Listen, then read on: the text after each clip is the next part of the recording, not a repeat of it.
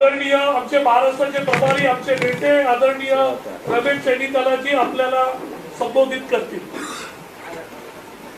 पत्रकार बंधु, आज महाराष्ट्र प्रदेश कांग्रेस कमेटी के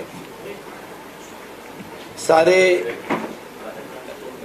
नेता व लोगों से मेरा बातचीत हुआ, मीटिंग हुआ। मैं आज एक बात स्पष्ट बताना चाहता हूं, अशोक चव्हाण के अलावा कांग्रेस पार्टी से कोई एक कार्यकर्ता भी नहीं जाएगा। कांग्रेस एकजुट होकर राहुल गांधी और मल्लिकार्जुन खड़गे जी के नेतृत्व में महाराष्ट्र में काम करेंगे। जो लोग पार्टी छोड़ के जा रहे हैं वो अकेला जाएगा, उसके साथ लोग भी नहीं रहेगा, महाराष्ट्र का जनता भी नहीं रहेगा, कार्यकर्ता भी नहीं रहेगा। आप लोग जानते हैं, परसों 2 बजे तक हमारे साथ अशोक चव्हाण जी मीटिंग में था, सीनियर लीडर्स का मीटिंग में था, लेकिन उन्होंने कोई बात हम लोगों से नहीं बताई। 2 दिन के पहले उन्होंने कांग्रेस अध्यक्ष मल्लिकार्जुन खड़गे जी से मिले थे और दिल्ली में हमारे बहुत सारे नेता लोगों से वार्तालाप किया, मिला, वापस आया। इधर नेता लोगों का मीटिंग में हमारे साथ बैठे थे। कांग्रेस पार्टी उन्होंने क्यों छोड़ा, इसके बारे में कोई उत्तर नहीं है। उनको बताना चाहिए क्या कांग्रेस की नीति गलत है, क्या कांग्रेस ने कोई उनके लिए कुछ नहीं किया है, क्या अन्याय क्या किया है। इसको एक राजनीतिक नेता के नाम पे उसको स्पष्ट करने की जरूरत है। क्या कांग्रेस पार्टी ने उनको क्या कुछ नहीं दिया? 2 बार चीफ मिनिस्टर बनाया, 15 साल वो मंत्री रहे कांग्रेस के दरमियान में, सीडब्ल्यूसी के मेंबर बने और प्रदेश कांग्रेस कमेटी के अध्यक्ष रह चुके हैं। क्या कांग्रेस युवा कांग्रेस, जब मैं आईवीसी के ऑल इंडिया यूथ कांग्रेस का अध्यक्ष था, माणिकराव ठाकरे जी प्रेसिडेंट था इधर, मैंने उनको स्टेट यूथ कांग्रेस का वाइस प्रेसिडेंट बनाया था। क्या पार्टी ने क्या नहीं दिया? पार्टी ने सब कुछ दिया, आगे बढ़ाया, नेता बनाया, फिर भी वो पार्टी छोड़ के जा रहे हैं। लेकिन मैं एक बात बताना चाहता हूं, ऐसे पार्टी छोड़ के जो लोग जा रहे हैं, लोग इसको एक्सेप्ट नहीं करेगा, महाराष्ट्र का जनता एक्सेप्ट नहीं करेगा। हम राजनीति में विचारधाराओं को लेके काम करने वाले लोग हैं। कांग्रेस जन को एक कांग्रेस जन भी नहीं जाएगा। दल बदल करना और आया राम गया राम होना राजनीति में कोई नहीं अच्छा समझते हैं। उनको बताना चाहिए क्या उनके ऊपर ईडी का दबाव है, उनके ऊपर क्या सीबीआई के दबाव है, उनके ऊपर क्या अत्याचार कांग्रेस पार्टी ने की है। 2 महीने के पहले सीडब्ल्यूसी के मेंबर बनाया। क्या कांग्रेस पार्टी ने क्या अन्याय किया है आज तक? अभी उनका प्रेस कॉन्फ्रेंस मैंने देखा, उसमें भी उन्होंने कुछ नहीं बताया। इसलिए सारे कार्यकर्ता, सारे नेता एकजुट होकर हम लोग काम करेंगे। महाराष्ट्र में कांग्रेस मजबूती के साथ आगे चलेगी, इससे कोई फर्क नहीं पड़ेगा। और जिसके ऊपर आरोप है, जिसके ऊपर घोटाला है, उन सारे लोगों को लेने के लिए दरवाजा बीजेपी खोल करके रखे हैं।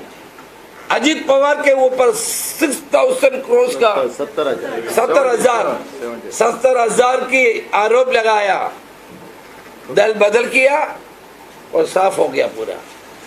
क्या बीजेपी वॉशिंग मशीन है? क्या वॉशिंग मशीन हो गया? इस देश में जितना भी लोगों के ऊपर आरोप उन्होंने की है, सबको अपने पार्टी में ला रहे और उनका घोटाला खत्म हो जाता है। पिछले दिन प्रधानमंत्री ने लोकसभा और राज्यसभा में अशोक चव्हाण के ऊपर आरोप लगाया। आपने प्राइम मिनिस्टर का स्पीच देकर देखो, उनके ऊपर प्रधानमंत्री ने सदन के अंदर आरोप किया है, आदर्श घोटाले के ऊपर व्हाइट पेपर में भी बोला, प्रधानमंत्री ने बताया, लेकिन वो दल बदल किया, पूरा वो अच्छा आदमी हो गया, घोटाला खत्म हो गया, उसका सब कुछ हो गया, साफ हो गया। इसलिए मैं पूछना चाहता हूं, क्या बीजेपी वॉशिंग मशीन है? नरेंद्र मोदी और अमित शाह से जो मिलते हैं उनका सारा पाप खत्म हो जाते हैं, घोटाला खत्म हो जाते हैं। देखिए, कांग्रेस पार्टी में लोग रहते हैं कि एक आदर्शों के लेकर के, एक विश्वास के लेकर के, अपना नेता के ऊपर हमारा पूरा विश्वास के लेकर के हम लोग कांग्रेस में काम करते हैं। इसलिए आज हम सारे मीटिंग हुआ, सारे नए महाराष्ट्र के सीनियर नेताओं से हमारा बात हुआ, सारे लोग एक होके मजबूती के साथ आगे बढ़ेंगे। इनके इस्तीफा से कांग्रेस को कुछ नहीं होने वाले हैं, और इनके इस्तीफा देने से कांग्रेस कमजोर नहीं होगा और मजबूत होगा, क्योंकि लोगों को पता चलेगा ऐसे लोग कैसे पार्टी छोड़ करके चलेंगे। रीजन क्या है ये तो बताना चाहिए। एक पार्टी में 48 ईयर्स जिस आदमी ने काम कर रहे हैं, पार्टी में बड़े बड़े पद पे रहे, सब कुछ हुआ, वो पार्टी क्यों छोड़ रहे हैं, उनको लोगों को बताने की जिम्मेदारी होता है ना। अभी हम लोग नांदेड़ के सारे मेयर सबके सारे हमारे कॉर्पोरेटर सब आए, उनको तो कि नहीं बताया हम क्यों गया है, इसलिए वो लोग सब इधर आने के लिए, इधर हम लोगों को मिलने के लिए इधर आए। इसलिए इससे कांग्रेस कमजोर नहीं होगा। वो लोग जानते हैं महा विकास आघाड़ी महाराष्ट्र में सबसे ज्यादा सीट लेने वाले हैं, और इधर प्रदेश में जब चुनाव होगा सब हमारा सरकार बनने वाले हैं। इसलिए बीजेपी ने कांग्रेस और महा विकास आघाड़ी को कमजोर करने के लिए ये सब नाटक कर रहे हैं। ये ड्रामा से कुछ होने वाले नहीं है। महाराष्ट्र का जनता को सब मालूम है, महाराष्ट्र का जनता महा विकास आघाड़ी के साथ रहेगा और आगे चलेगा। मैं आज शरद पवार जी से मिले, परसों उद्धव ठाकरे जी से मिले, हम सारे लोग मिल करके काम करेंगे। और दोनों नेता से हमने जो वार्तालाप चर्चा की है, उसके मुताबिक आने वाले दिनों में हमारा सीट शेयरिंग पूरा करेगा और हमारा कार्यक्रम अपनाएगा। महा विकास आघाड़ी प्रदेश में एक आंधी के जैसे लोगों के बीच में जाने के लिए तैयार की है। आपने भी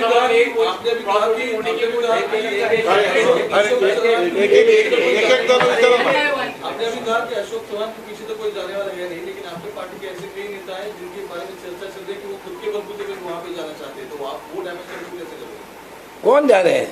आप लोग लिख रहे हैं ये जा रहे वो जा रहे करके, प्रेस वाले जो लिखते रहते हैं, इससे हम क्या बात करेंगे? आपके पार्टी के नेता ने ट्वीट किया कि महाराष्ट्र के एक नेता से ट्रस्ट होकर सभी लोग छोड़कर जा रहे हैं।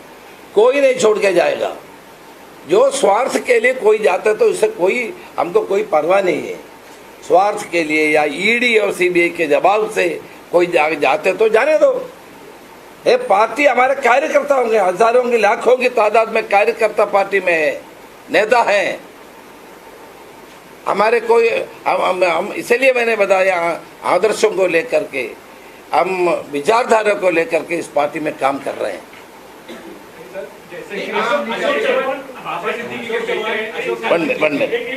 अशोक चौहान जी ने दिल्ली में बात की खड़गे जी से, ऐसा आपने कहा, उनके कुछ तो प्रॉब्लम्स रहे होंगे ना, उन्होंने कुछ तो कहा होगा खड़गे जी से कि उन्हें क्या पीसीसी चीफ बनना है या उनको इलेक्शन का पूरा हाथ में लेना है, क्या कहा, क्या उन्होंने, क्या प्रॉब्लम? अरे उसके हाथ में सब कुछ हमने दी है, बताने की क्या जरूरत है?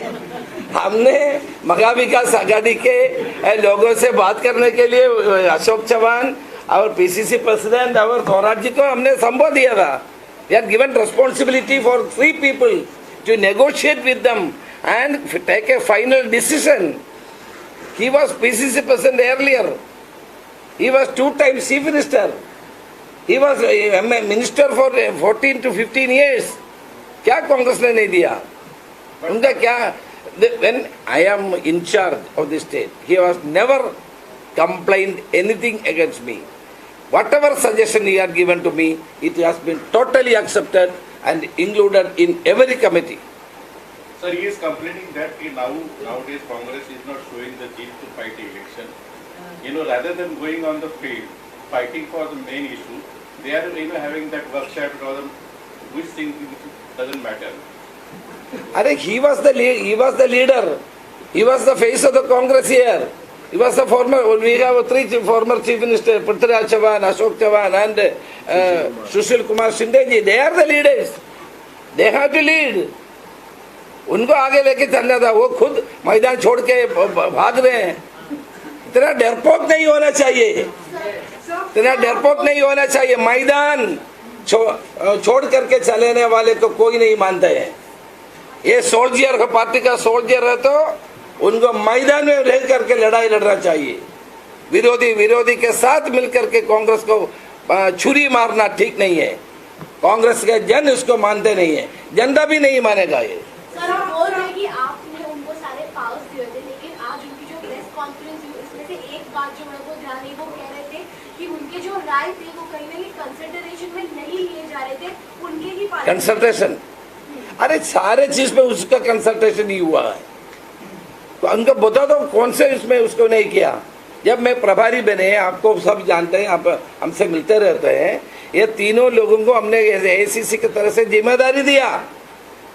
क्या पृथ्वीराज चौहान का वो भी फॉर्मर चीफ मिनिस्टर था, शिंदे जी भी था, फिर भी हमने अशोक चौहान जी को आगे रखा था. पृथ्वीराज चौहान और नाना पटेल जी और बाला साहब तौराट, तीन लोगों को जिम्मेदारी दिया था. इससे क्या ज्यादा क्या कर सकते हैं आप सोच लीजिए. इसके ज्यादा एक पार्टी क्या कर सकते हैं. लगातार कह रहे हैं कि कांग्रेस पार्टी एक साथ है, लेकिन देखा जा रहा है कि 2 महीने हो गए लगातार आपकी पार्टी से ही 3 बड़े चेहरे जो है वो कांग्रेस को छोड़कर गए हैं. तो पार्टी में कुछ ना कुछ प्रॉब्लम तो है. पार्टी में प्रॉब्लम नहीं है. इस देश में ईडी और सीबीआई के द्वारा जो प्रेशर जा रहे हैं, वो जिसके पास उसके डर है वो जा रहे हैं, और कोई नहीं जाएगा. राज्यसभा इलेक्शन में But how will you ensure the 6th Rajya Sabha seat, and how will you ensure that there won't be any cross voting, because now like since Baba Siddiqui is gone and there is question mark is also on Zishan Siddiqui. So how will you ensure that there won't be any cross voting? In Mahavikas Aghadi is going to win the seat. And also the Rajya Sabha, no MLA of Congress party will cross. If they will cross, they have to, for 6 years, these people will be expelled from the party and they cannot even contest the election. Sir, Rajya Sabha election में आपका candidate कौन रहेगा? क्योंकि वो तो Congress high command इसको चर्चा इसलिए शाहू महाराज जो कोल्हापुर के थे उनको कैंडिडेट करना चाहिए, इस तरह से बात हो रही है. ये तो आप लोग लिख रहे हैं, मुझे पता नहीं है. लेकिन एक बात सुनिए. PCC president Nana Patole ji, CLP leader, opposition leader, senior लीडरों से पार्टी हाईकमान चर्चा कर रहे हैं. इसके बाद पार्टी हाईकमान ने, कांग्रेस प्रेसिडेंट ने कैंडिडेटर अनाउंस करेगा.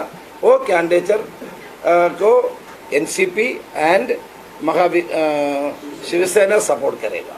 हमारे कोई प्रॉब्लम नहीं है सीट जीतने. अशोक चौहान के जाने से कहीं भी राज्यसभा की सीट पे खतरा पैदा हुआ कि उनके साथ और भी लोग जाएंगे, ऐसी बात आ रही है. तो आपकी संख्या कम हो जा रही होगी. हमारे संख्या कम नहीं होगा, इसलिए मैं बोल रहा हूँ एक आदमी भी जाए. इसलिए तो अशोक चौहान ने इस्तीफा दे दिया. वो जानते हैं अशोक चौहान क्यों इस्तीफा दिया, वो जानते हैं. वो कांग्रेस के खिलाफ वोट देते हो, 6 साल के लिए उनको कोई पद में कंटेस्ट नहीं कर पाएगा. इसलिए कोई नहीं जाएगा. हमारे साथ नंबर है और एनसीपी और शिवसेना के साथ मिलते तो हमारी संख्या ज्यादा हो जाएगा. 2019 में विखे पाटिल ने जो वंचित के साथ कोऑर्डिनेट कर रहे थे वो अभी बीजेपी में है. अभी तो अशोक चौहान भी थे जो भी कोऑर्डिनेट कर रहे थे, वो भी चले गए. तो अभी वंचित के साथ कोऑर्डिनेट कर करने वाले. देखिए एक बात है आज की राजनीति में,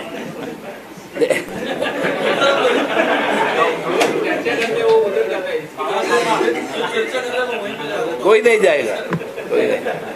सर अगर हम मुंबई की बात करें तो मुंबई के नगर सेवक जो है वो भी बीजेपी में कल शामिल हुए. तो ग्रास बूथ लेवल पे क्या कुछ प्लानिंग हो रही है? जिस तरीके से नगर सेवक है, जिला अध्यक्ष है, पदाधिकारी है, उनसे कुछ चर्चाएं हो रही है? देखिए, आप लोग जानते हैं मैं प्रभारी बनने के बाद 2 महीने के पहले से हमारे पार्लियामेंट की चुनाव की तैयारी चल रही है। जब मैं इंचार्ज बना तब से हमने उसको निरीक्षण करते हैं। हम सारे लोग 6 डिवीजन में गए, सारे ब्लॉक पर्सन तक लोगों से बात की, कार्यक्रम दी।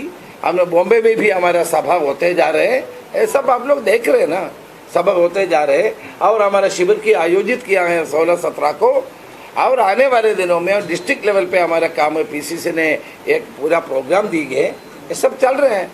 सर आप कह रहे हैं कि कांग्रेस से कोई छोड़ के नहीं जाएगा, पर थोड़ी देर पहले जो प्रेस कॉन्फ्रेंस हुई तो बीजेपी के नेताओं का कहना है कि कांग्रेस के बहुत सारे एमएलए हमारे संपर्क में हैं और वो अगले कुछ दिनों में हमारे साथ आए। बीजेपी की भी सारे एमएलए कुछ लोग हमारे संपर्क में, उनके मेंबर ऑफ पार्लियामेंट से और सारे, मैं नाम नहीं बताना चाहता हूँ, बहुत सारे एमएलए इसके every action there is an equal and opposite reaction. कुछ लोग जाते तो उसके खिलाफ बहुत लोग होते हैं, लेकिन हवा तो हमारे पक्ष में है, इसलिए सब चल रहे हैं। सर वो हवा कब एंट्री करेगी पक्ष में? वो हवा जो है वो कब एंट्री करेगी? जो अब रिएक्शन जो आने वाली है वो कब तक आएगी? वो तो चल ही रहे ना, देखो अभी अशोक चव्हाण जी कह रहे थे कि महाविकास आघाड़ी में सीट शेयरिंग के बारे में निर्णय नहीं हो रहा है, और अब पेपर में ये भी उन्होंने कहा कि जीतने के लिए कांग्रेस काम नहीं कर रहा है लोकसभा। अरे यार, महा विकास आघाड़ी में सीट शेयरिंग की जिम्मेदारी दिया हुआ आदमी है, अभी छोड़ के जा रहे हैं, बोल रहे कि नहीं हुआ है। ये तो धोखा है ना। एक करके इसके बाद मैं खत्म कर रहा हूँ, इसके बाद ही विल टॉक। कांग्रेस की गवर्नमेंट थी तब बीजेपी के नरेंद्र मोदी जी रहे, अमित शाह जी रहे, उनके खिलाफ भी केसेस चल रहे थे, उन्होंने भी सीबीआई को फेस किया। अब बीजेपी की गवर्नमेंट है, सेंट्रल एजेंसीज का प्रेशर है, क्या आपके लीडर्स में इम्यूनिटी कम है, रेजिस्टेंस कम है, मराठी में जिसको रोग प्रतिकारक शक्ति बोलते हैं, ये रेजिस्ट नहीं कर पा रहे हैं इन सब प्रेशर्स को? ये आप अशोक चव्हाण जी से पूछे, मेरे से नहीं। आपके लीडर छोड़ के जा रहे हैं, इसलिए सर छोड़ने वाले से पूछ लीजिए। सर पार्टी में बार-बार डिसिप्लिन का जो है वो इशू रहता है। संजय निरुपम के कमेंट, वो एक सीट पे लोकसभा की बार-बार शिवसेना को ललकार रहे हैं कि सीट हमको नहीं मिली तो देख लिया जाएगा, तो इस तरह का क्या बिहेवियर आपको लगता है कांग्रेस में टॉलरेट करते हैं? देखिए, संजय निरुपम जी के मीटिंग में मैं भी गया था, उन्होंने बात भी किया था, मैंने उस पर स्पष्ट से हमारा नीति बता दिया।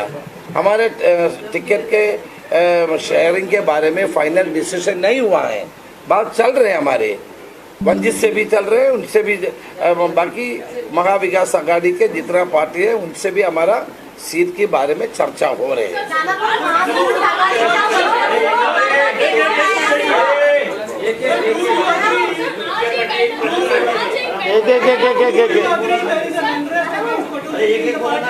बोलिए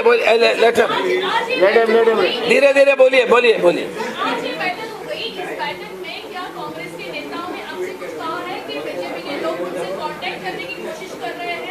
हमको यही बोला कि बीजेपी का लोग बहुत सारे हमारे नेता लोगों से कांटेक्ट पे है, बताया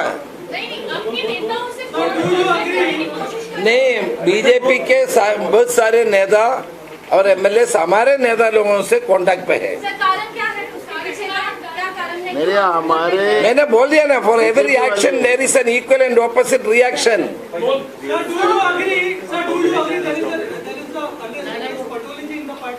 Oh,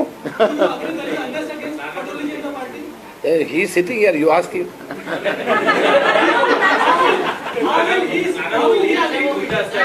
अशोक चव्हाण यांनी ज्यावेळेस प्रवेश केला त्यावेळेस सांगितलं जातं की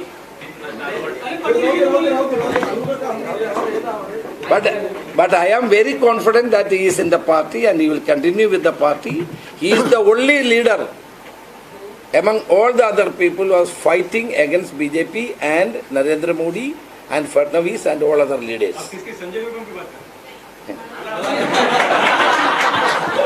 Question was on him. नहीं तो आप लोग बोलेंगे कि ऐसा प्रश्न पूछा मैंने खामोश हो गया, ये नहीं होना। मैं अशोक राव चौहान साहब का आज प्रेस सुन रहा था। आज मी अशोकराव चव्हाण साहेबांची प्रेस ऐकत होतो आणि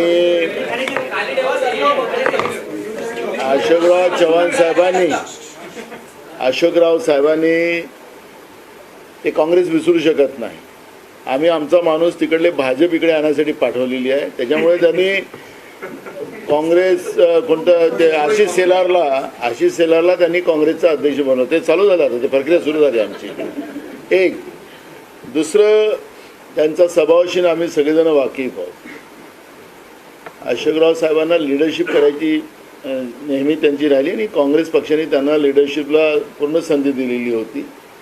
अशोकराव साहेबांच्या बरोबरीचे त्यावेळेस लाईनमध्ये खूप लोक होते, पण त्यांना विशिष्ट दर्जा आणि विशिष्ट महत्त्व काँग्रेसने दिले. आमच्या सगळ्या सिनियर नेत्यांना सगळ्यांना माहिती आहे. म्हणून एकदा नाही तर दोनदा त्यांना राज्याचा मुख्यमंत्री केला. पण आत्ता तिकडे गेलेत ते. माझा थोडा अनुभव आहे ना तिकडे, पण मी जाहीरपणे सांगितलं पाहिजे. आता त्यांना मागच्या लाईनमध्ये बसावं लागेल. फार वाईट परिस्थिती होणार. त्यांनी निर्णय बदलवून घ्यावा अशी आमची त्यांना नम्र विनंती आहे. अजूनही काही बिघडलेलं नाही. त्यामुळे आमची नम्र विनंती आहे.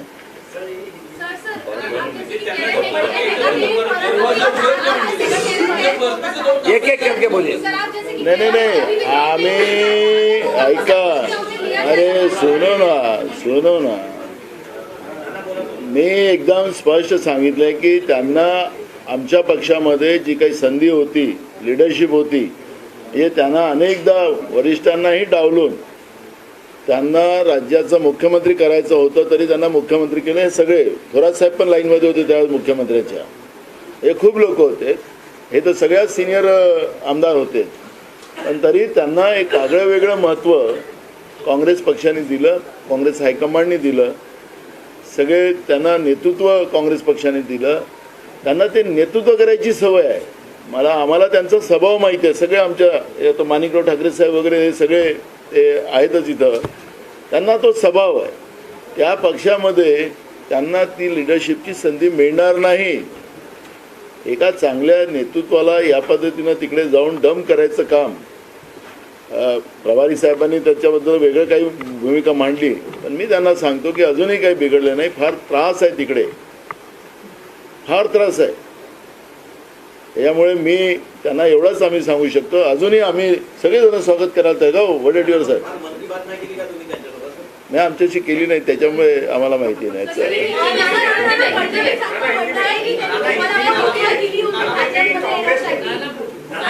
एक बघा, ऐका ना, ऐका फडणवीसांचा प्रॉब्लेम कसा आहे.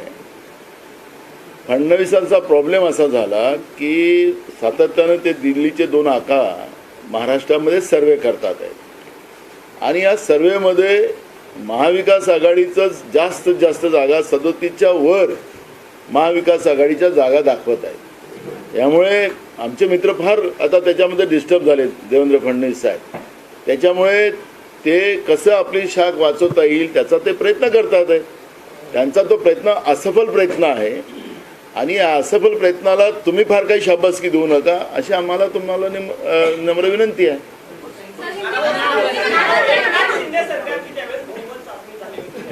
Sir last question.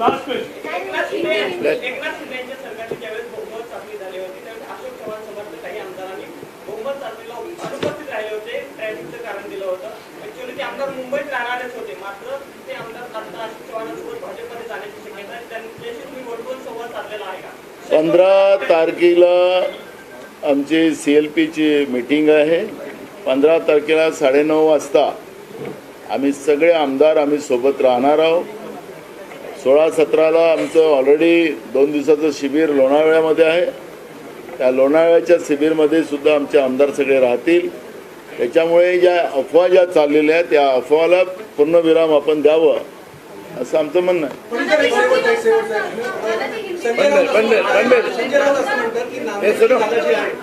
निश्चित करण्यासाठी अशोक चव्हाणांना भारतीय जनता पार्टीमध्ये घेतलेलं गेलेलं आहे.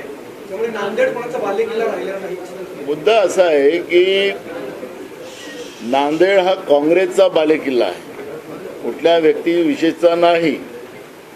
त्याच्यामुळे आता काँग्रेसचाच त्या ठिकाणी खासदार निवडून येईल हे तुम्हाला आत्तापासून. आत्ता आमच्याकडे सगळे नांदेडचे लोक इथं आलेली आहेत. त्यांनी सांगितलं आणि आम्ही घेतली की तुम्ही आम्हाला कॅन्डिडेट द्या. बरोबर, आता कॅन्डिडेट पण आमच्याकडे आहे, कॅन्डिडेटला कमी नाही आहे.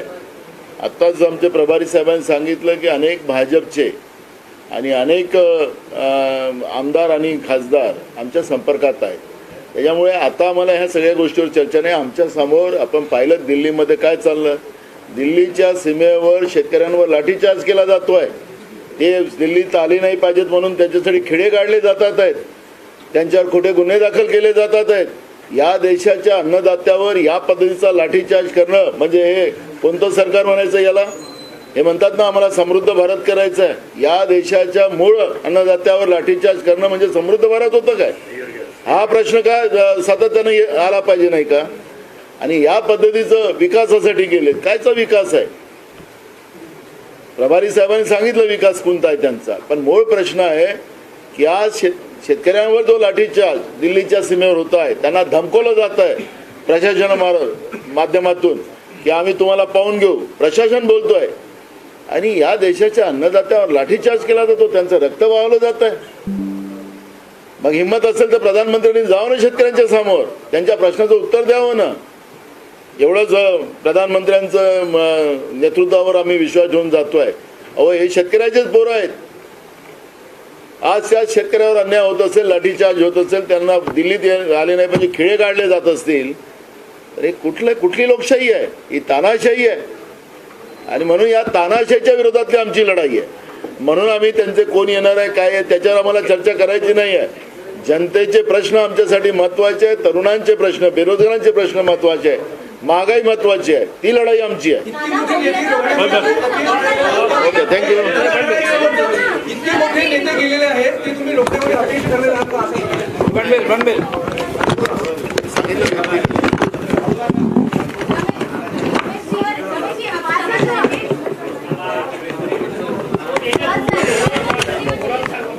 हिंदी में तो बोला ना. अरे यार बोलने दो पहले यार, प्लीज प्लीज प्लीज. श्रीयुत अशोकराव चव्हाण यांचं भारतीय जनता पक्षामध्ये आज त्यांनी प्रवेश केला आणि तो टायमिंग जर पाहिला, त्याची वेळ पाहिली की ज्या वेळेस दिल्लीमध्ये शेतकऱ्यांवर लाठीचार्ज चालला होता, अश्रुधूर सोडला जात होता, त्याच वेळेस ते इकडं भारतीय जनता पक्षामध्ये प्रवेश करीत होते. खरं त्यांचं आत्तापर्यंत राजकारणावर ते बोलले. राजकारण हे तत्वज्ञानाचं असतं, विचाराचं असतं. त्यांचे पिताजी माननीय स्वर्गीय शंकररावजी चव्हाण साहेब यांनी सुद्धा काँग्रेस करता काम केलं. काँग्रेसचे मुख्यमंत्री राहिले आणि देश पातळीवर सुद्धा मोठमोठी संधी त्यांना मिळाली. त्यानंतर त्यांचे चिरंजीव म्हणून यांना सुद्धा खूप संधी ही काँग्रेसनं दिलेली आहे. मुख्यमंत्री म्हणून राहिले, मंत्री म्हणून राहिले, प्रदेशाध्यक्ष म्हणून राहिले. ह्या सगळ्यानंतर आतापर्यंत जी भाषणं झाली ती विचाराची भाषणं करीत होते, तत्वज्ञानाची भाषणं करीत होते. आता काँग्रेसच्या तत्वज्ञानामध्ये कोणता असा दोष निर्माण झाला की त्यांनी काँग्रेस सोडावी? खरं यामध्ये त्यांच्यावर कोणता दबाव होता, कोणतं कंपल्शन त्यांना झालं होतं, काय कारण होतं की त्यांनी काँग्रेस सोडावं? याचा अर्थ एक तर ते कोणत्या तरी दबावाखाली गेले किंवा कोणत्या तरी स्वार्थासाठी म्हणून त्यांनी काँग्रेस पक्ष सोडला आणि भारतीय जनता पक्षाकडे ते गेलेले आहेत दिसत आहे. मला एक माहिती आहे की अलीकडच्या कालखंडामध्ये जे घडतं आहे, ज्या पद्धतीचं राज्य सरकार बनलं त्याला खोके सरकार म्हटलं जातं. एक दिवस पंतप्रधान आरोप करतात, दुसऱ्या दिवशी राष्ट्रवादीचे काही तिकडं जातात, अजित पवार तिकडे जातात आणि मग ते मात्र धुतल्या तांदळासारखे होतात. वॉशिंग मशीन म्हणून भारतीय जनता पक्ष काम करतोय की काय, ही परिस्थिती आहे. आता अशोक चव्हाण हे गेलेले आहेत. यामध्ये एकतर त्यांच्यावर कोणता तरी दबाव आहे किंवा स्वार्थ तरी आहे, त्याशिवाय हे जाऊ शकत नाही, ही वस्तुस्थिती आहे. पूर्णपणे महाराष्ट्रातली जनता हे सर्वजण पाहत आहेत. महाराष्ट्रातली जनता पूर्णपणे जागृत आहे. तुम्ही गावच्या पातळीला विचारा आणि तर गावातल्या एखाद्या वार्डातल्या नागरिकाला विचारा, त्याचं प्रतिकूल मत तुम्हाला दिसेल की हे चाललं ते चुकीचं चाललेलं आहे. महाराष्ट्र कधीही असा अस्थिर नव्हता, देश कधी इतका अस्थिर नव्हता, देशामध्ये कधी स्वायत्त संस्थांचा असा गैरवापर झाला नव्हता. तो होत असताना दिसतो आहे. आणि यावर जनता मतदान करेल. आपल्याला राज्यसभा आम्ही करतोय. 15 तारखेला आमची एक बैठक आम्ही घेतो आहोत. आमचे सगळे आमदार त्यामध्ये उपस्थित राहतील, सदस्य उपस्थित राहतील. आम्ही ती राज्यसभा सुद्धा जिंकणार आहोत. या पलीकडे जाऊन लोकसभेला सुद्धा आघाडी म्हणून आमचं अत्यंत चांगल्या प्रकारचं आम्हाला जागा मिळाल्याशिवाय राहणार नाही. तो असा तो सर्वे आहेत. सर्वे आणखी चांगले येतील याची खात्री मला आहे. आणि हे सांगतो की विधानसभेला जे काही होणार आहे आणि महाराष्ट्राच्या जनतेमध्ये जे काही मनात आहे यामध्ये सरकार येणार, ते आघाडीचं येणार, मुख्यमंत्री हा आघाडीचा होणार याची सुद्धा मी आपल्याला शाश्वती देतो. आमचे माननीय देवेंद्रजींना मी मागे म्हटलं होतं ते मग पुन्हा येणार म्हणत असताना मी एकदा म्हटलं होतो की ते आता विरोधी पक्ष नेते म्हणून येणार. त्यांनी आरशात पाहावा पुढचा विरोधी पक्ष नेता. मला पुन्हा तीच वेळ म्हणण्याची येणार आहे. तुम्हाला पुन्हा आघाडीचं सरकार हे येणार याची शाश्वती मी येथे देतो आहे. वन मिनिट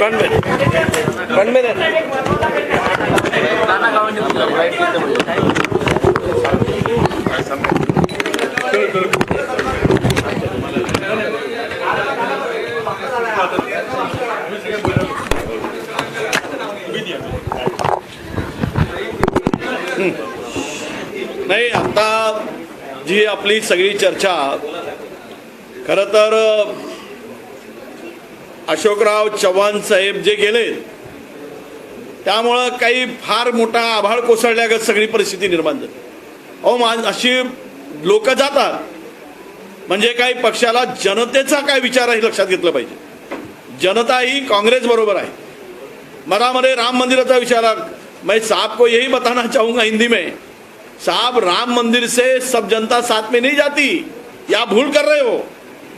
राहिला विषय शेतकरी संकटात आहे. सोयाबीनला भाव नाही, कापसाला भाव नाही, आत्महत्येमध्ये महाराष्ट्र प्रगतीपथावर आहे. अशा वेळेस स्वतःच्या पायावर धोंडा मारून घेण्यासाठी घेतलेला हा निर्णय आहे. आणि यातून तुम्हाला परत सांगतो, जेवढे हे माणसं फोडायचे, नेते फोडायचं काम करतील, उद्या रस्त्यावर उतरून जनता यांची डोकेही फोडेल. इथपर्यंत लोकांमध्ये अनरेस्ट आहे आणि चीड आहे, राग आहे. आणि तो मतदान पेटीमधून उद्या दिसणार आहे. तुम्हाला सगळे ते तिकडे झालेत की चायना माल होणार आहे. म्हणजे दिसताना सुंदर, तिकडे गेले की चायना माल, कधी बिघडल आणि ते सेल ते कचऱ्यात फेकायची पाळी येईल. 2-4 दिवस वापरून तो चायना माल होणार आहे, एवढं तुम्हाला सांगतो. धन्यवाद.